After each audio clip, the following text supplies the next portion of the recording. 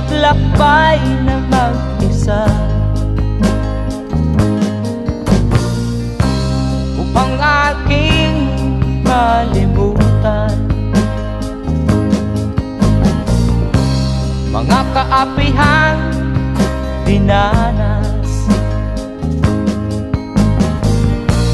Ihahanap ng kalunasan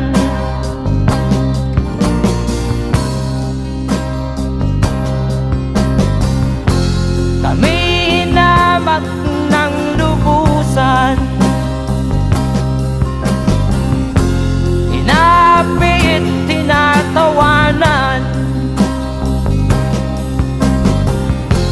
kami itinuring na basahan. Sila ba'y makatuwid